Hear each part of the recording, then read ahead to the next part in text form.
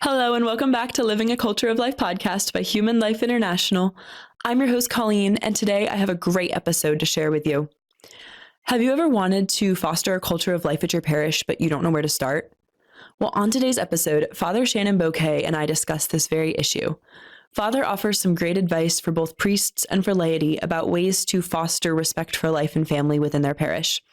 I will say some of Father's advice really surprised me, but it had such wisdom, and I really enjoyed being able to talk about this topic with him, and I hope it's edifying for you as well. And just a reminder, if you like watching the video version of this podcast, it's available on YouTube, Spotify, X, and Rumble, so you can watch it on any of those platforms, and obviously the audio version is available on all audio platforms as well.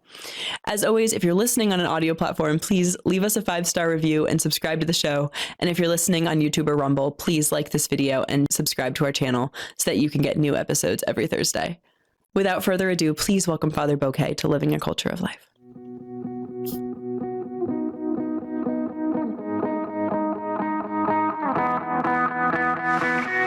Welcome back to the podcast, Father. Colleen, always a great blessing to be back with you in the studio. It's great to have you here, and I always love fitting in conversations with you in between your mission trips. So it's good to be here with you in person. Oh, very good. Looking forward to the year. Do you have any big mission trips coming up? Well, I'm actually heading out to the Diocese of Honolulu for a program there, and also the March for Life where I'll be speaking, but also from there, Philippines and Indonesia. There's several trips into Africa for the first quarter. So it's going to be a busy year. What mission trip are you looking forward to most this year? Oh, I mean, I look forward to all of them, of course, because enjoying being in the field. But, there are actually a few new territories that I have not been to that are at least are there on the calendar now with all the different travel bans and different situations around the world.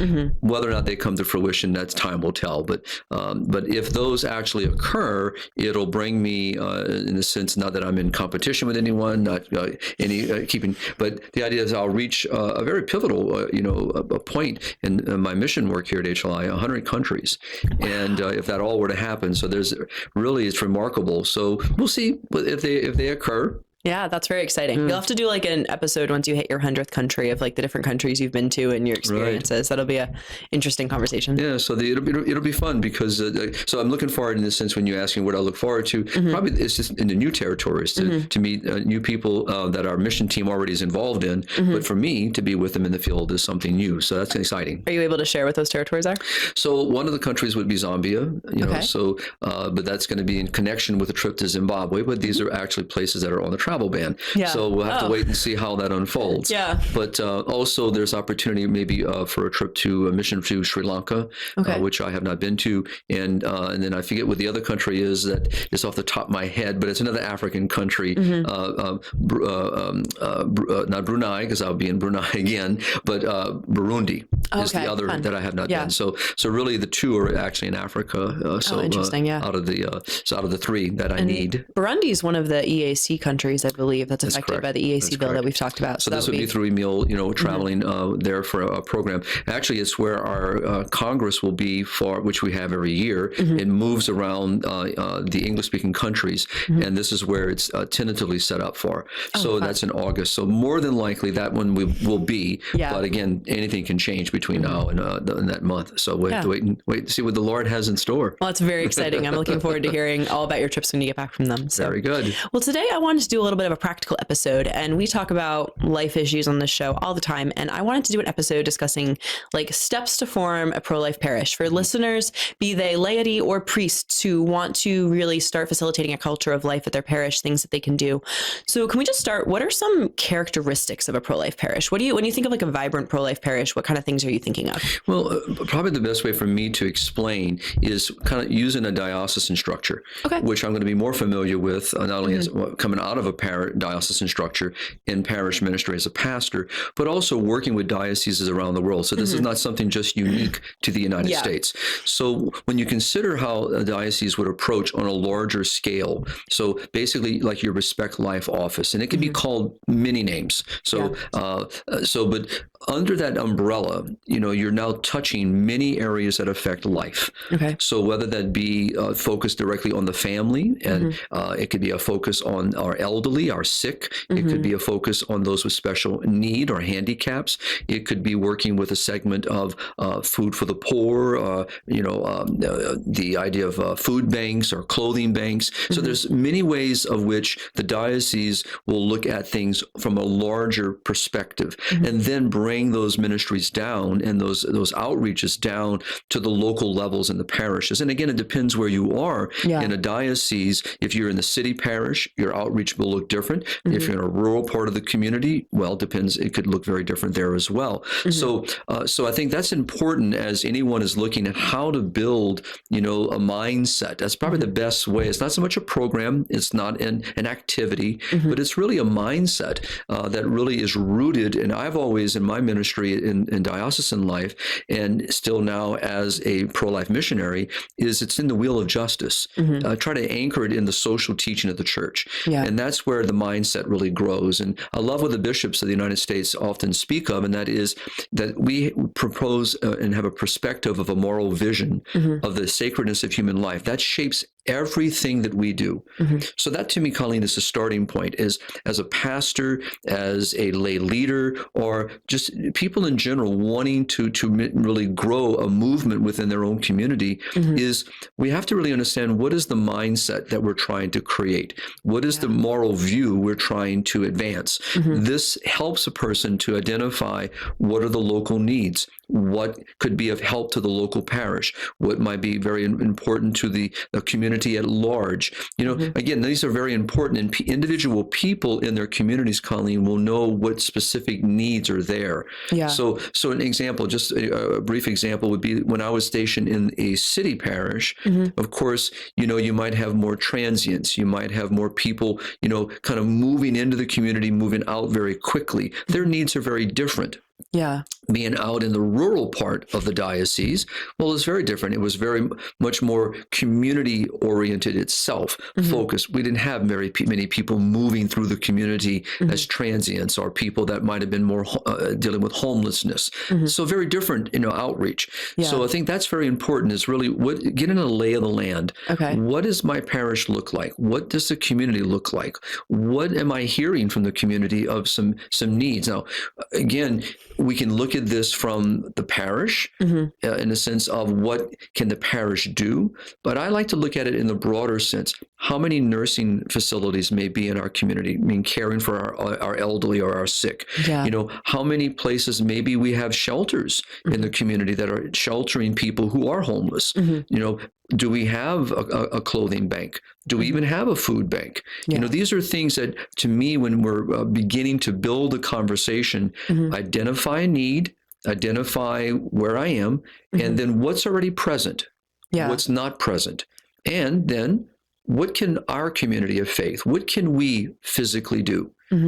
Just one example to say, just this morning I was holding a conversation, with a technician that was here at HLI doing some work on our building. And they were talking about their work in Haiti, how they have a medical mission. Now, I've served on some of those, and I actually know people who are heavily engaged in medical missions around the world every year. So that's an example that is adopted by a parish, or it could be adopted by several parishes working together. So those are just kind of a few examples. No, those are good. So when I think like culture of life, I'm thinking kind of our key topics here: abortion, contraception, IVF, education, and discussion about those, like either helping women in crisis or providing education for people. It sounds like you're saying the best way to start is to identify hands-on needs that might be outside of those more sensitive issues. What people need shelter, what people need food. Do you think that that's a good first place? Is what are some, in a sense, like non-controversial ways to start formulating this culture where people are looking out for the needs of others? Well, as we know from our podcast and just my experience, is that formation is very important. And a lot of times, and you just mentioned that by knowing the community, especially, if you're a new pastor, a new associate pastor, and maybe as the associate you've been charged, working with specific areas, but you don't know the community, and you really have yet to come to know the people of God. And so it takes time also to know, where are they in their spiritual formation? Where are they in their understanding of the social doctrine of the church? Where are they in their understanding of moral principles? And it just, again, depends where you are assigned. And so you have to really listen. I always found that entry points are very important, and I always worked on those entry points that universally people connect to. So that would be feeding the poor, feeding the homeless, or bringing shelter to the homeless, clothing the naked. These kind of things are universal, that allow people to connect. And then the formation, Colleen, that's something I always tried very strongly to do in my parish ministries, is catechesis and formation. Okay. Then with that formation and catechesis, evangelization becomes much clearer. And so evangelization here and outreach can be the corporal works of mercy, but evangelization is also bringing the good news, bringing to bear the good news. So I always found this to be the good points of entry. And then once people become interested and they become engaged, then you begin to start with the formation of introducing, well, why do we do this? So what are the gospel principles that are being, proposed by our Lord and that are carried forth by his church? What is it? And then from there, you begin then to address, and you can look at, and I have always been, found it very fruitful in that regard, because then people begin to ask you questions. Well, if that's the case, Father, then maybe we ought to be looking at, and this is where the other points. But let's just say that, Colleen, you're in a community where there already exists a pregnancy care center. Yeah. So the community may already be very much aware of it, not the larger maybe community enough, but because it exists, you can now bring this in much more quickly. Okay. But if it doesn't exist, you have to really form people, educate people. If you don't have any, let's say, it depends again what state you're in the United States, particularly, what may be happening in your community.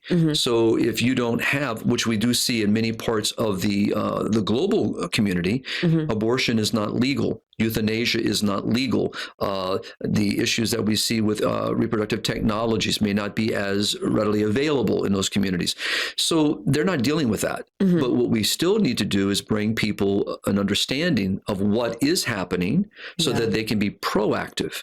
Maybe not to be reactive, but maybe proactive. So again, it depends on the community. So I think as a parish priest, especially after some time of learning the community, it's where you begin to see, where are those needs, and where do I need to, and I say this with respect, where do I need to push a button? In other words, where do I need to develop a deeper dive? And then how am I going to develop that? And for me, my experience has been both in parish ministry and in the global community, working with priests all over the world and working with bishops and dioceses and creating programs and structure, is the deeper dive doesn't have to be every topic. Let's start with one that may be pertinent to them in that community and then build on it. Yeah. And then you just build, because once you start talking about, back to what I began with that moral perspective, that moral view, you can't help but start looking at all the other parts, because you can't just stay on one.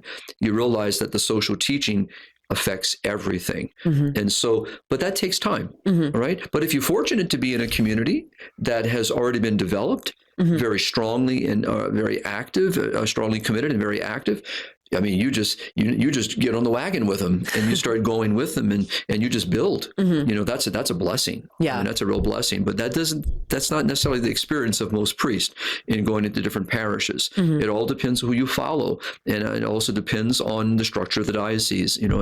Has the bishop present or former bishop been very active in this regard? And if so, then you will see the fruit of that in the various activities, events, programs, and so forth. Yeah, no, it's definitely interesting comparing just like the parish here in Front Royal versus like parishes in New England, the difference in how dynamic they are and just kind of the general baseline understanding. So that makes sense that you're going to have to kind of formulate whatever you're doing to the actual parish that you're in and the needs and the knowledge of that parish. I also really like what you were saying about entry points of like what things can most people rally around and using that to kind of form the relationship.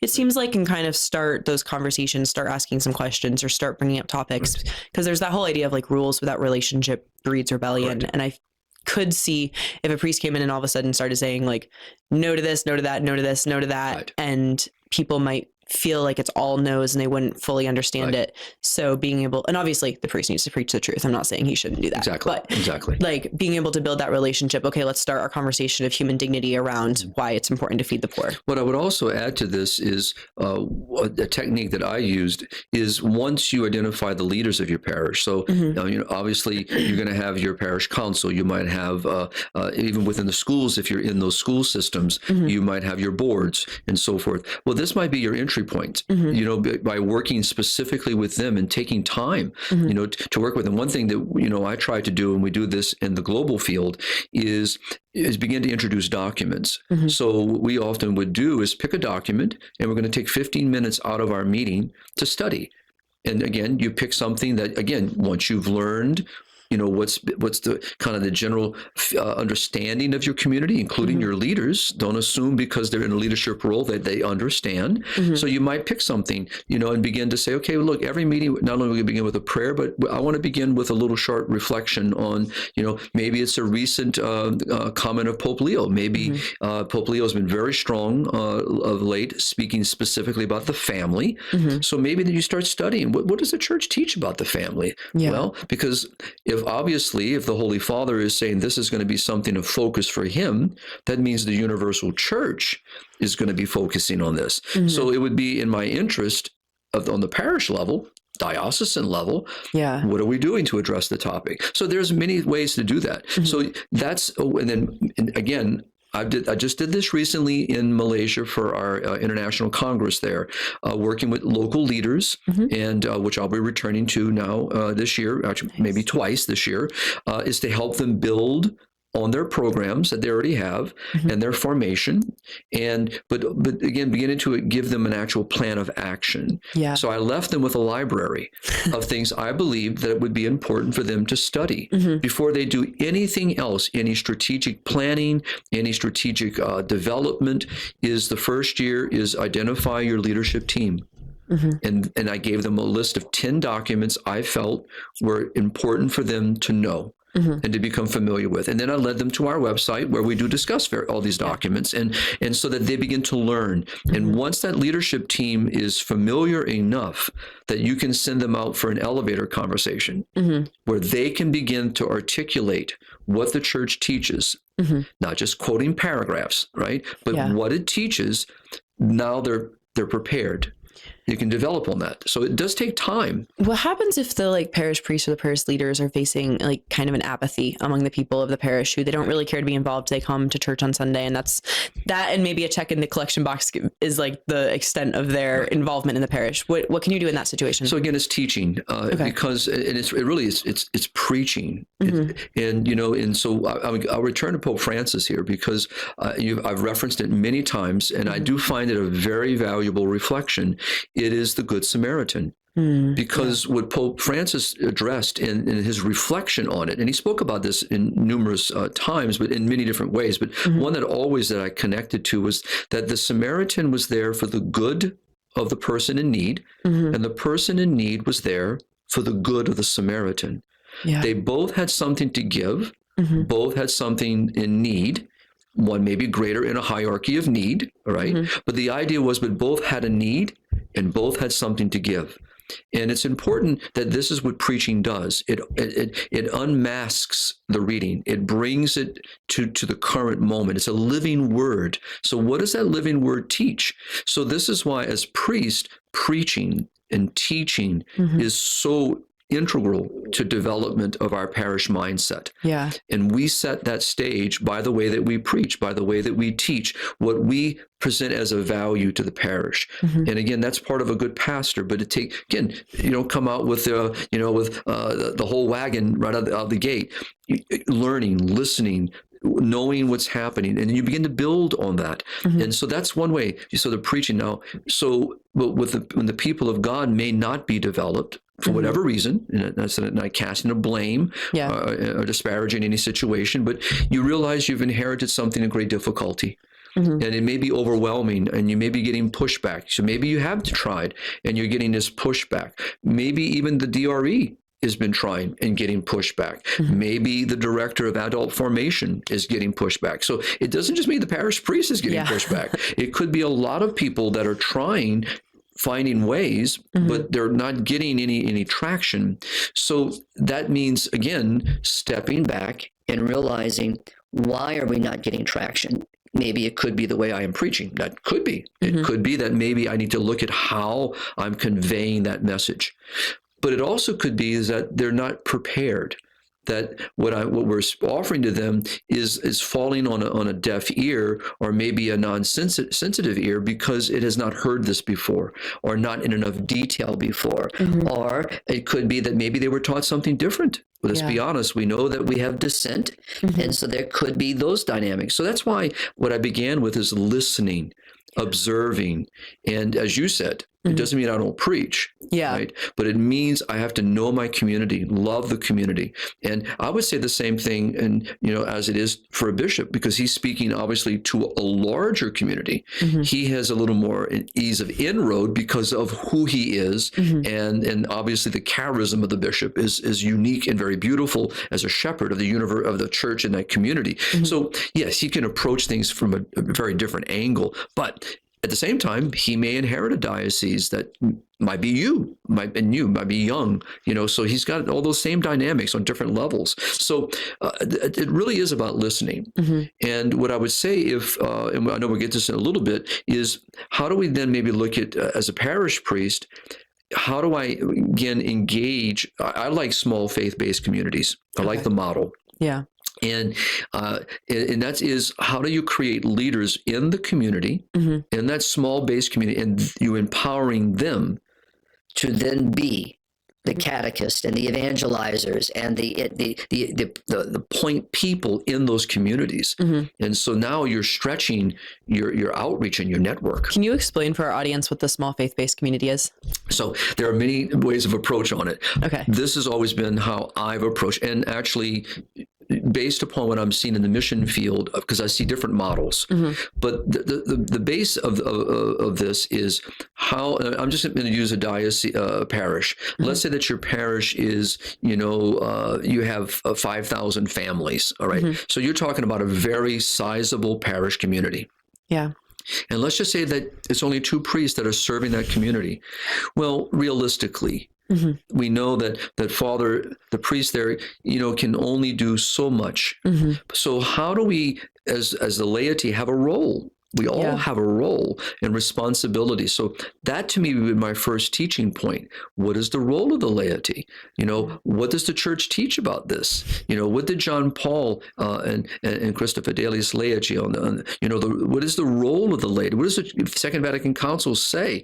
And that's about empowerment now. We're about not just empowering power, but we actually are empowering people to live out their vocation, to live out their charisms, to live out their baptismal commitments, and the responsibility we all have said to Christ in saying yes to him, right? And so this is the starting ground. So the small base community is identifying leaders who are willing to step into that role, then empowering them with understanding, with the tools that they need, right? Spiritual formation, catechetical formation, and teaching them what evangelization looks like. And they also know their community. So your neighbors, and what you're doing, you're building within a small community, a relationship of network, people you may already know, neighbors down the street, kids that you already know are playing with your children, and you begin to build opportunity to engage them, inviting them to your home, or maybe taking turns in each person's home.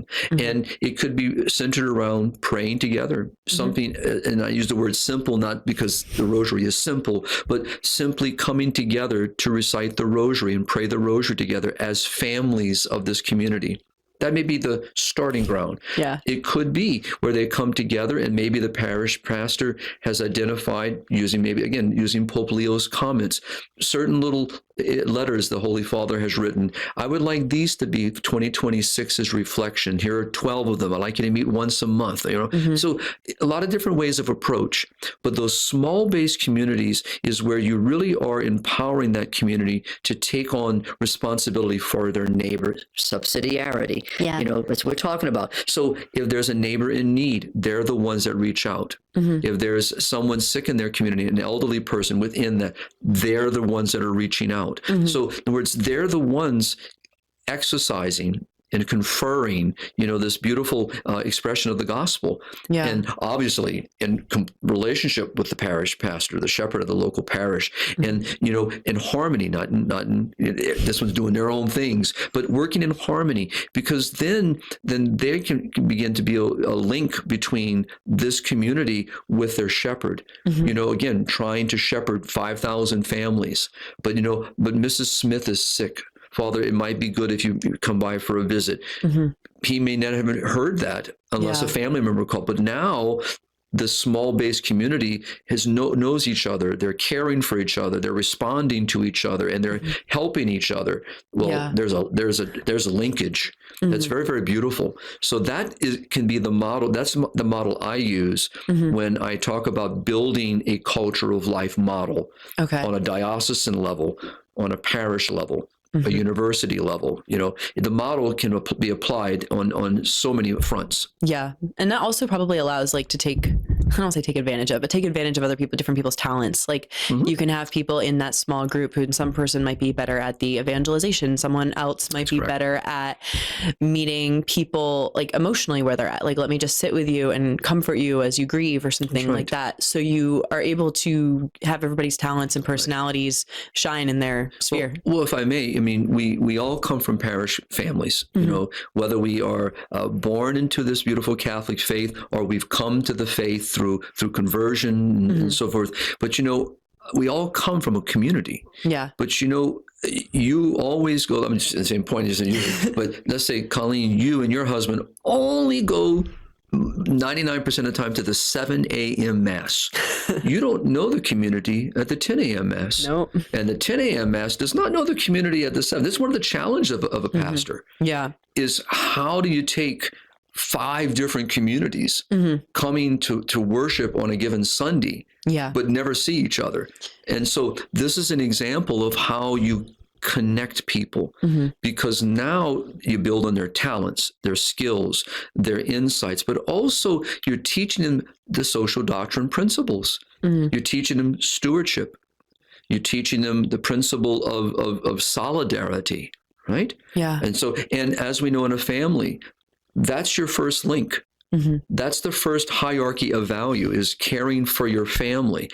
I know as a gospel, everyone's part of my family, right? And I have an obligation to love and to serve and to care for all of God's people. We know that. But that first foot, if you will, is with those that I'm closest to. So in that small-based community, faith-based community, which you're also building, is solidarity. You're with each other. And you're building that linkage, and then you're building stewardship, and you're building subsidiarity, and then you're building an option for the poor. You're building, rights and duties, and then you're building on, the beautiful other principles of responsibility and participation and community. So all this becomes bare, and it all hinges on human dignity. Yeah, all of it. So this is a beautiful model that really can help foster a culture of life within a parish. Do you think there's a danger in that kind of model for there becoming this kind of hierarchy within parishioners, where people feel like this small base community is the elite group of the parish and they're the ones with the relationship with the parish priest, and having some parishioners feel like outsiders? Do you think there's a danger of that, or do you how would you overcome that if you run into human nature is human nature, and human weakness always reveals itself. But this is again where the shepherd of the parish, the pastor, along with his the priest in the parish, the others in leadership role, religious, and obviously our diocesan bishop, always reminding us of the temptation to lord authority over, which is never the value of the gospel. So, but that's where teaching comes in, and always preaching. And also, again, how do you, what I've never cared for in parish ministry where there became a competitive spirit. You know, there is a time and a place to have competition and so forth, but not in this idea that, in other words, we don't put one faith-based community up against another faith-based community. What we do is we begin to put linkage between them, because as I mentioned earlier, let's just say that you have, as the bishops have been promoting, you know, very beautifully, responding to women in need and their children. So how do we accompany women in need? And then we can talk about many other examples of people in need. So, but this small faith-based community is over here on the fringe, nowhere near a city. They're not dealing with some of the issues that this faith-based community is closer to the city, and they're dealing with something different. But what we do in small, at least what I did, and what I promote in the mission field, is because now mission field is a little different, because you might be talking many kilometers distance between these communities. So that's a little different. But in a diocesan structure, right, usually the parishes are closer to each other. So what you could do is, you know, whereas this parish over here is, again, not, maybe doesn't have a pregnancy care center, maybe doesn't have a food bank, because there may not be a need. That's questionable, but may not be a need. But over here there is. So you link them. So now they're working together. They're helping each other. So as you said, their skills, their gifts, their abilities all come. And so it's very important not to make them to isolate them and make them kind of individual, but to show, again, solidarity, that we are all part of this together. So those principles are really what govern. And when something gets out of hand, you come back to the principle. Right. And so this is this can be easily done on not only from the top down, but from the bottom up. So the idea is that you can have a small faith-based community that decides we want to become more knowledgeable of what the church teaches on the dignity of human life. So it doesn't have to come from the pastor. It doesn't have to come from above. Right? It doesn't, nor is it in competition, right? But so they determine what that need may be. And it may be that the local leaders realize there's a great need in our community, but people just are not ready for it. So they take it on and begin to work with their peers. And hey, Frank, Betty, would you come with me next week to, maybe the kids can come and join our kids? You know, we do a food gathering over for the food bank. Oh, I didn't know there was a food bank. So it's a way to educate. You're forming people.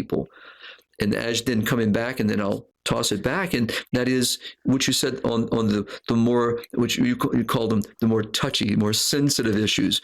But that's the way you find inroad, because, you know, many of the people that I meet throughout the Western world, you know, that are standing outside of facilities where abortions are being performed, or maybe doing marches and so forth.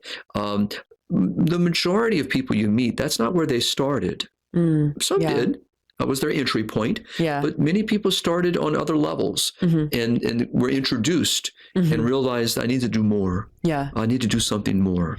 Going back to what you were saying about having different groups and the importance of linkages, one thing that also occurred to me as you were talking about that is how that helps keep burnout from happening. So when I was trying to look into some of the challenges faced by people who want to form pro-life cultures at their parish and some of the challenges that run into, one thing that came up was just burnout of trying to do everything, where you're handling the abortion issues, trying to help families in crisis, also trying to run a food bank, also trying to provide shelter for the homeless, and kind of minister to every single need. And that's just really easy to burn out, and you end up with not one focus, and then you don't do anything as well as you could. But having different groups that have different focuses that are then all linked together, and there's going to be overlap in who's volunteering for what, but kind of having set groups that all work together and are linked and aren't isolated, but also have specific focuses, seems like the most effective way to be able to minister to those needs. And also within your leadership team, you know, you also can subdivide, you know, the various bioethical questions or issues. And again, it depends on your community. I mean, it really does. And so at the same time, because those principles and we are part of in solidarity with everyone. So even in a community like in Africa that may not be dealing with abortion, may not be dealing with legalized abortion, so they may not see the importance of, well, why do I need to do 40 days? We don't have anything here. Why would I need to have a pregnancy care center?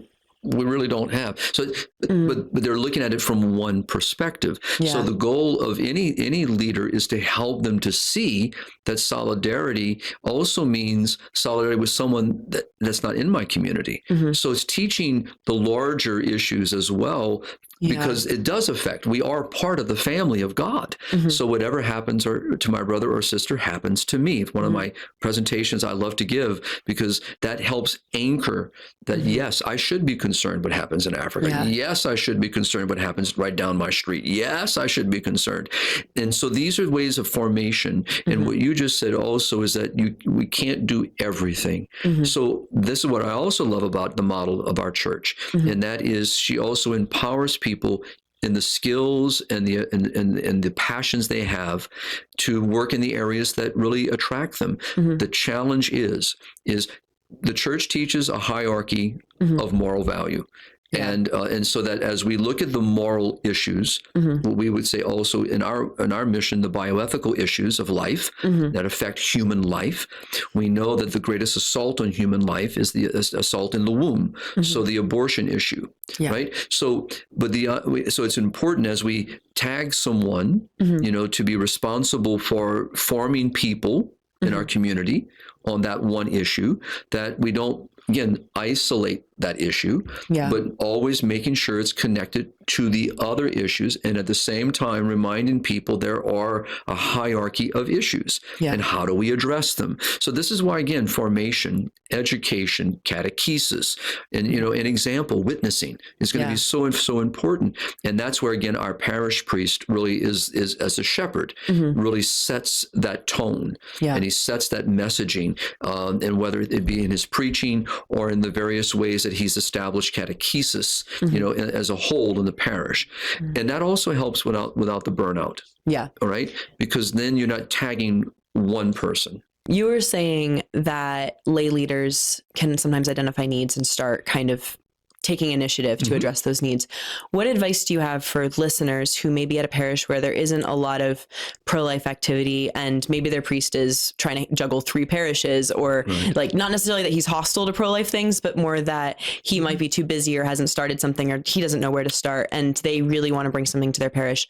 What advice would you have for people in that situation? Sure. I would use the mission field as my teaching tool here, because when I get into the very rural parts of the global community, the parish priest may only see them once a month.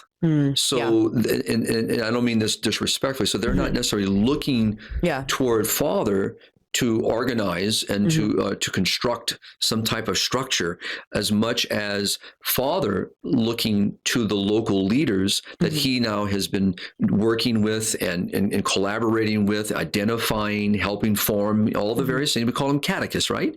In the rural communities, anywhere around the world in our church, but especially in the global community, and you'll see this much more pronounced, because Father is the only priest working in a 200-kilometer square kilometer community. I mean, that's here in the States, we have a hard time understanding that, but that's the reality. So the local community begins to say, we want to start studying. We want to, bring in to our community a certain outreach. An example would be just education, Catholic education.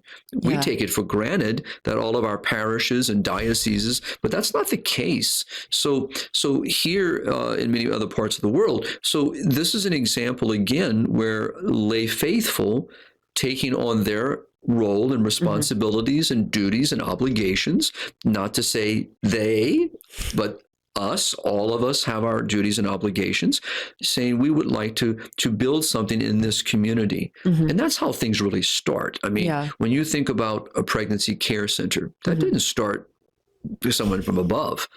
That came from below. That came from local people looking at a great need, and it started at a very simple entry point. And that's how many of our ministries really start, right? Yeah. I mean, most of the ones I've encountered, as a young boy growing, was an entry point. It was people bringing me and introducing me to something that was beginning in the community, and that's what nurtures the larger perspective, So when you realize that building a handicap ramp for someone disabled is part of a culture of life, sitting with someone whose child is handicapped so that they can go to the grocery store or they can go to the doctor themselves. That's part of a culture of life, helping a young mother that might be, has welcomed 2 young children, she and her husband, and she's kind of at a loss, and you go and help her. That's culture of life. Yeah. Culture of life is such a beautiful, broad, a way of approachment. But those local entry points. An elderly person that can no longer cook, and you bring them food. Once in a while, someone dies in the community, back to small faith-based community, and everyone comes together and they cook for the family for the first week after the death. They may hear of someone whose child has been ill and they don't have the resource they need. Community comes together, whatever that is, that's culture of life. Yeah. Well, it's really interesting too, because I think sometimes it's very easy to get distracted by the big threats to life and family and dignity, which exist in our world, which obviously we know about and are concerned about. That's what we talk about in this podcast all the time. Right. And I think sometimes it's very easy to let slide, maybe I should sign up for this meal train for this person. Like, it's really easy to say, I don't have the time, I'm too busy, or not realize how important that is. Right. And yeah, I like that you were bringing that up, because at first I was like, these are such small things. How is this like fighting the like pro-abortion culture? And then as I was thinking about it, I was like, no, those are like the things that's super easy to overlook that are really easy entry points. Well, it's I think I mentioned this recently in one of our previous podcasts. It's a picture that I saw not long ago where, when you want to change the culture around, you transform. Where does all that start? And the picture showed a dining room table. Yeah. With mom, dad, and the kids. That's where it starts. So these entry points, and what some might call small. I don't call them small, but the idea is that I might say the word small, little things. But the idea that, that they're little or small in any way. They are all significant because they're all ways of teaching. Yeah. And when children see this and realize that in their parents, what their parents are doing, why are we doing this? Who are these cookies for? When I was a younger boy, digging up potatoes and having to bring it to someone else. Why am I doing this? And usually getting smacked on the head and saying, the reason why you're doing this is because I told you to do it. But you realize as you grow and you mature, well, that's what they were trying to teach me. They were teaching me values. I mean, being aware of others, being sensitive to others. This is how you transform the culture. Yeah. This is how we get out from under the darkness of the culture of death that is usury, exploitation, manipulation, and death. That's all it promotes. So how do you get out from underneath it is by bringing light into it and scattering the darkness, getting rid of the darkness. And we know what is the darkness. And many times what leads many of our sisters to consider abortion is fear. Fear of being alone, maybe being alone. So this is, again, those entry points. The elderly. Why would someone consider their life to be unvaluable? Because they think they're burdensome, because they're alone. And so at the end of life, or when they face a terminal illness, but when you have people coming and knocking on your door, ringing your doorbell, coming to visit you, sitting down with you, having a cup of tea with you, these are ways of showing that you still have value. There's love. We love you. We care for you. We enjoy you. These are things that are ways of, and the same thing happens when you bring food to someone that, and you don't realize, I've never been in a position to be starving, hungry. I've not been in a position to wonder, where's my next meal? I've not ever been in that situation, but many people are. And you come along and you give them something that is a life and death issue. Yeah. All right. You bring them clean water. I mean, there's so many ways. So this is why that's why I go back to what I said earlier, is that faith-based community, that model, I have a great love of it because I've seen it, I've worked in it, I've seen its fruitfulness, and I've seen how its mindset can be very good, not only for the local community, but for the regional, right? And then on a diocesan level, and you can see how dioceses working together, Yeah. for a common good. Yeah. Which is one of our social doctrine principles, right? And it's one of our very important principles, the common good. Yeah. And so that's why, and from myself, yes, the topics that HLI deals with are always front and center because it's what we deal with in our mission focus. And how that begins to be part of our teaching, part of our catechesis, part of the reason why we exist, right? But in the mission field, and that mission field is the U.S., right? North America, South America, Central America, the Caribbean, it's everywhere. Antarctica, no. Right. Wouldn't mind going, but the understanding is, how do we help people to see that? Yeah. And so it's not an either or, all right? It's a both and. It's a both and. But really, if I'm a lay person, whether I am a priest or a consecrated religious, we all have a responsibility. Yeah. And what you said, and I just want to pick it up and just kind of rephrase it with you, and that is, this work, this ministry, this service, this mindset doesn't belong to one person. It belongs to all of us. Christ has called us into the vineyard. Right. And all of us are being sent into that vineyard. Yeah. And sometimes it's on the Lake of Gennesaret in a storm, and sometimes it's a calmness. Right. But the idea, we're all sent. And each of us has to respond to that gospel and be able to say, and really to pick up the words, that Samuel would say to Eli, that he was hearing. Here I am. You called me. And obviously, as Eli would tell Samuel, it is the Lord. So this is how you are to respond. Here I am. So that's why it's not for the bishop to do. We expect those in different roles and obligations, and especially our shepherds. There's a, as the scripture says, to the one that much is given to, Colleen, much more is expected. So yes, we do hold them to help us in this regard. At the same time, the people of God, which I am a part of the people of God, right? We all have a responsibility. So this is why I'm glad we're talking about this, because it shows that each of us has a responsibility. And so what I want to encourage those who are listening, right? Because that's the first people I get a chance to impact. And it's just a question, respectful question. What are you doing? How are you, as an individual, as a family, whatever role, whatever age you are, how are you influencing the community around you? So what am I doing? That's the first question that we all have to answer. Yeah. And that's how many people have gotten involved in this great culture of life movement, because someone prompted them to ask that question. Yeah. What am I doing? Right? And as I learned in parish ministry, many of those at a certain age, no, I couldn't expect them to be on foot, no, but they still had something to give. And so we'd ask them to do something they could do. Yeah. And that's why it's about that small faith base, because guess what? That neighbor knows what Miss So-and-so can do, knows what Mr. So-and-so can do.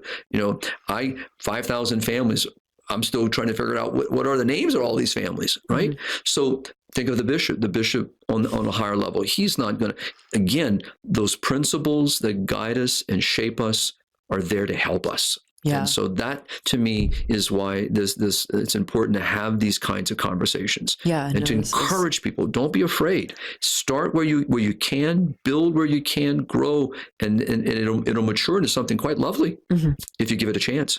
Yeah, no, that's really good. I like how practical and simple, again, not little, but just kind of easy entrance a lot of these ideas are. It's not something that's like, go start X, Y, or Z ministry, although you might be called to that. But also just, like you were saying, go bring a meal to someone, just showing up for people and looking at what are my abilities, my gifts, my talents, my time capacity right now, and how can I give of myself and contribute to the parish life. And the last thing I would say is in the sense of education, formation, catechesis, right?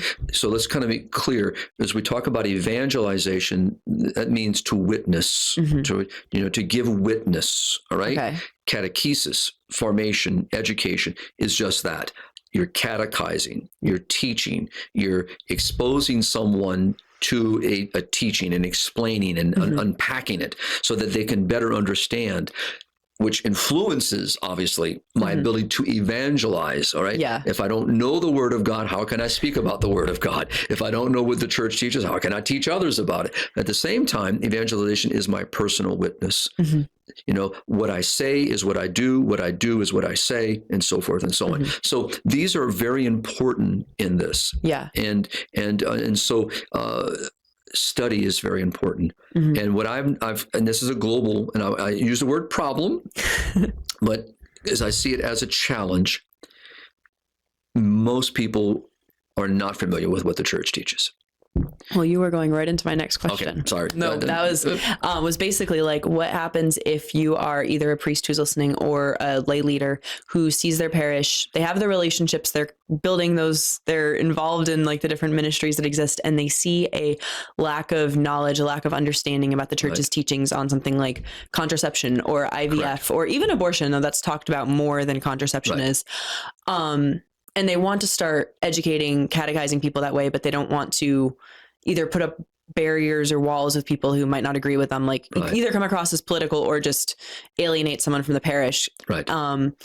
Or they just don't really know where to start. What advice do you have for people in that situation? So this is where, again, you know, introducing people to the documents, to the teachings of the church. And again, for myself, it was being creative. So an example of that would be during Lent, which you know we were preparing for, and you know, and that would be maybe picking a topic that you're going to talk about on every Wednesday evening. So that's what I would do. Every Wednesday evening in the parishes was basically a time for me to give spiritual direction. And I would choose a particular book, I would choose a particular document, whatever it was going to be, and this is what we're going to study for the next 6 weeks.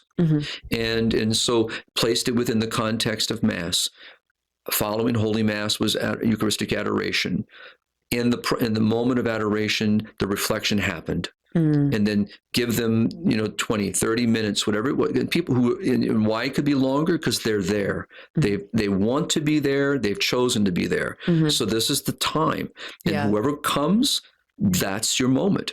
And you build on that. And that's an example. You could do that in Advent. You can do it, obviously, I did it throughout the year, you know, but I picked special moments that connected to people in their mind. You know, I have to do something for Lent, or, you know, I have to sacrifice something, whatever it may be. But you use that, right? Well, maybe your sacrifice is putting up with me every Wednesday night for an hour and a half.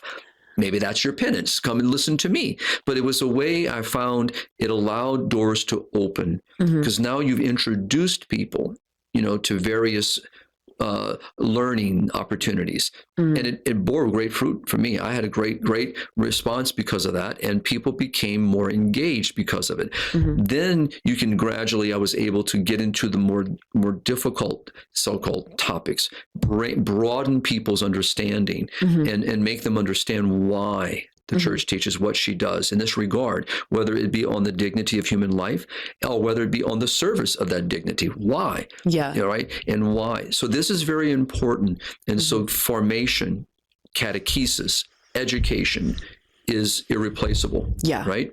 And to stretch people's hearts and minds. Some priests, which I do like as well, and each priest is different in how they might do this, where they might choose their homilies for Lent. You know, some people argue against this. I'm not either way, but I know this has happened where they actually have chosen a particular, I don't like that word theme either, but I'm going to use it, but a particular message, a particular theme that they want to carry all the way through Lent. And so every Sunday, that's what they're going to preach. They're gonna carry it in, using the readings, using the scripture to stretch it. That's another way. So it's, again, you have to know your parish, you have to know your community, and so that's how you help them. Did you find as a priest that there was a challenge with adult catechesis for like cradle Catholics? Because that's something that I've thought about sometimes, is when people are coming into the church as adults, they're going through the OCIA or RCIA, whatever the term is now, and studying what the church teaches there and have a more comprehensive view of what the church teaches. And oftentimes we've had such bad catechesis for so long that cradle Catholics may actually know less about what the church teaches than people who are coming into the faith, and also don't have they're like, oh, I'm already in it. I've been in this parish since I was a kid. I don't realize how much I don't know, and might not even be like actively thinking, how can I go learn more? Because they've just kind of, oh, whatever I taught in second grade and like RCI or not RCIA, whatever catechesis. That's everything there is to know. Like, they don't realize what they don't know, so they don't go trying to look for more. And they're not entering OCIA classes because they're like, oh, I grew up Catholic, I know everything, and they don't necessarily. So was that a challenge? And if so, like, what are some ways to deal with that? Each community is unique, but I would say that each community is divided, in that kind of, framework, meaning you have people who, and again, I mean this very respectfully, who are there, faithfully there, committed, but only go to a certain degree. Don't ask any more of them. They will be faithful to the Sunday Mass. They will support the parish community, but that's it. Then you might have another layer where it goes a little further, and so forth and so on. So you're preaching and teaching to a very diverse community. And each one of within that community, and each of your different, on a parish level, each different group attending the masses that you are offering are also distinctively different. And so these are things that trying to navigate those waters and trying to stir up the water, right? Not for the sake of stirring them up, in a sense to agitate, but there is a need to agitate, to help people to see that there's, as Mother Teresa would often say, that's never enough, all right? And love doesn't have a boundary.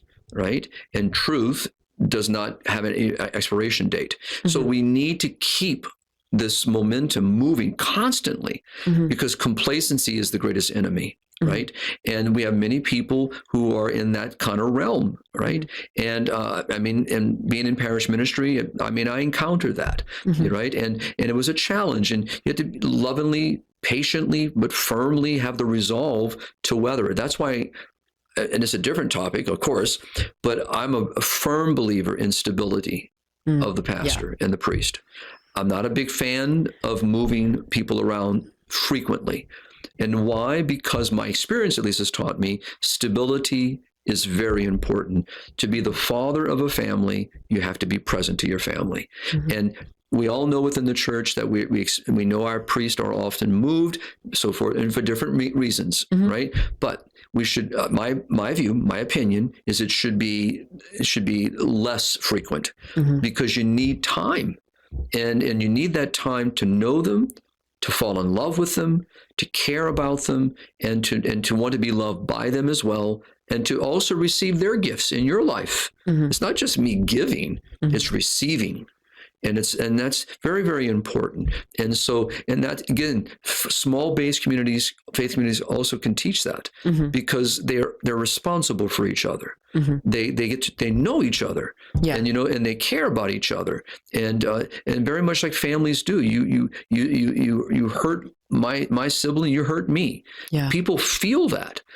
That's the part we have to teach, and that's what helps the child in the womb become known and seen, like Pope Francis talked about, the idea that many people see, but they don't see. They only look. See, there's a difference between look and see. Part of teaching and in informing a framework back to that moral vision, back to that moral perspective, back to that understanding of human dignity, is teaching people to see, not just look. And you just articulated that when talking about that parish dynamic. There are many people in our faith communities that look, good people, well-intended people, moral, doing good things, but all they do is look. Very little see. And so that's why the child in the womb becomes distant to them. That's why the woman in need becomes distant to them. So like the parable of the Good Samaritan, two people abandoned for whatever reason. One saw and then saw. Looked and then saw and acted. It's a challenge. So this is why, again, I started with, there's the diocesan structure, right? Looking at all the complexities, parish, community, small faith-based communities, and then moving forward. It's Yeah. both and. It's a both and. So I'm a very strong believer in that framework. Mhm. And this is what I try to teach, and I try to help, in different parts of the world to try to offer a way of forward Mhm. to build this kind of conversation. And that could be within a seminary. Mhm. Same thing needs to happen, right? Yeah. That can be within a parish community. It can be within a convent. Mhm. It can be within a monastery. It can be within the home of a family. Yeah. It's all of them. Interesting. No, that's super helpful. Just kind of like think about it that way. As a last question, especially when you were involved in parish ministry, but maybe just in general from your mission field, what are like a couple of like the biggest challenges that you've seen when it comes to kind of cultivating a culture of life? And then what's a solution? And this can just be like a quick, like, this was a challenge, and then this was like a quick solution. Well, But you mentioned one major challenge was and not indifference in a sense of being sinful indifference. yeah, It's just life is busy. yeah. Life is messy, and people have a life, and it's full. hmm And so it was always a challenge to kind of pull people out of the shell, Yeah. out of their own little world, hmm and to crack that egg, if you will, hmm to expose them to something outside that shell. Yeah. Always has been a challenge, still remains a challenge. Oh, I mean, Still. I totally understand that. There's like the local parish that I go to will announce different talks and things on like a Wednesday night. And I'm like, oh, that sounds great. I'd love to go. And then life Wednesday gets night busy church, and right. I never end up going. So Right. like even people who are completely well-intentioned who want to hear about those topics, like can get very busy and just not end up attending. Right. So And then I think the second challenge is that, which is a typical thing across the planet, Mhm. small groups of people engaged. And the same question, where are the others? And Mhm. for me, it's the scripture. Was not all 10 made whole? yeah. Where are the other 9?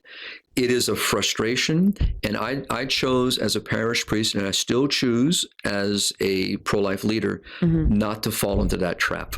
Mm. Because if you fall in the trap, then you become discouraged, disappointed.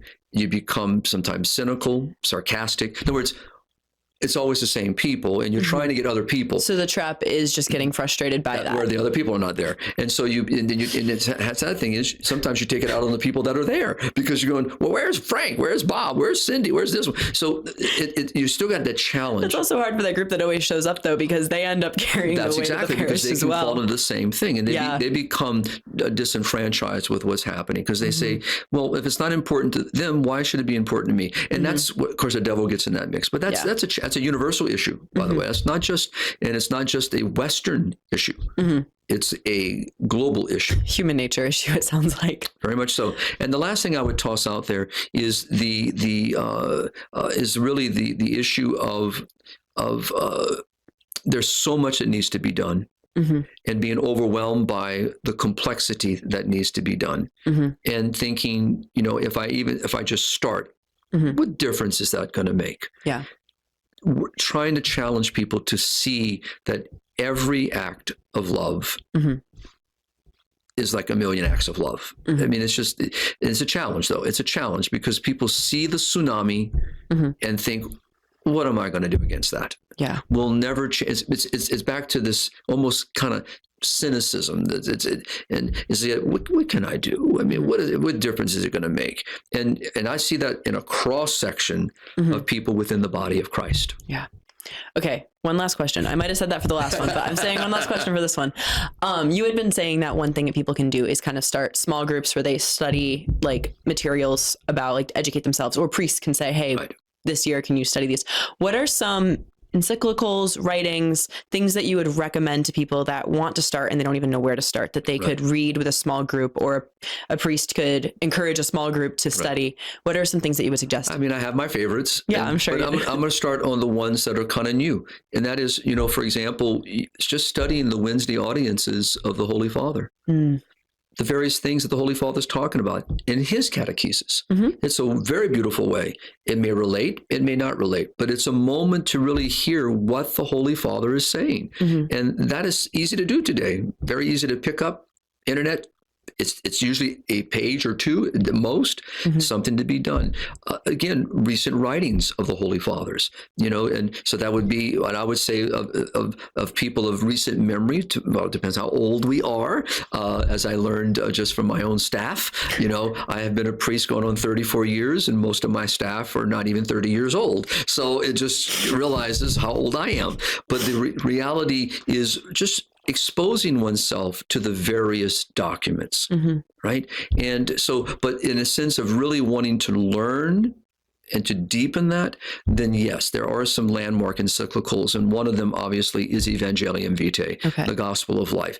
I believe reading the Apostolic Exhortation Familiaris Consortio would be very important to understand what John Paul was teaching and the church teaches in regard to our response to the family in the modern world. There are several, that are out there that are so important. Veritatis Splendor, the splendor of truth, very important document on what the church understands in the moral principles, the moral teaching, and our obligation to uphold those moral teachings. So those are just a few, but I mean, there's like that. And if people want to ask, I'd be more than happy to give a library to you if people are interested in the notes and they want to ask. I can give you a top 10, but it's important, for me is what are your interests? And that's what you go and look at. So, for example, today, the issue on human trafficking that, again, many of our people are not familiar with, right? There is a lot of writing on this. Yeah. The issue of surrogacy. Yes. Very important topic, again, connected to in vitro fertilization. The Holy Father himself just recently made comments about surrogacy.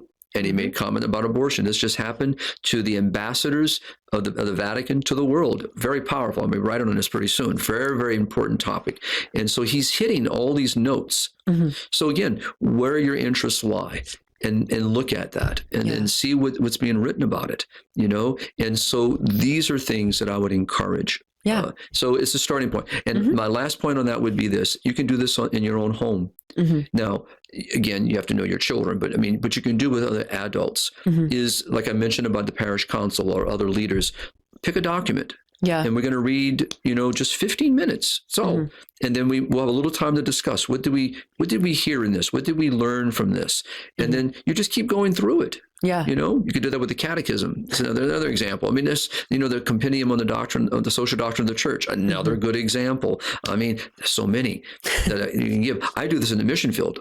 I give them, they get a library. They get a list of books and writings to do. So my main thing is don't be afraid to learn. Yeah, no, that's great. And that was really helpful advice, because I was thinking about just how people can sometimes get overwhelmed.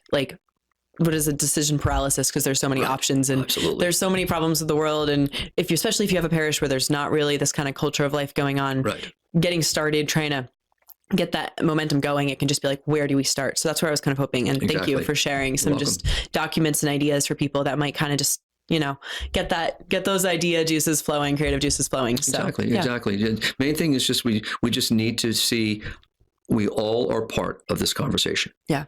Whether we think we are or not, we are part of it because Christ has called us into the vineyard. Go. Well, and I'd like to see that list of mission field resources at some point. We can do podcasts on some of the documents. I know we've done that with Evangelium Vitae and Humanae Vitae and a couple. So I like returning to encyclicals and just saying. We can put a big board up and I can start writing them down as we go along. But with technology, maybe we can do it online. We'll publish, Father Boquet's suggested articles. Yes. And if people read My Spirit and Life, they will get all the links to all of them. Well, thank you so much for this conversation, Father. Thank you, Colleen. And to all of our audience, if you found this helpful, please like and subscribe and just keep on following the podcast for more information every week. And if you have any particular questions about trying to form pro-life culture at your parish, please leave them in the comments and we can try to address those in future episodes. And as always, keep on living the culture of life. God bless.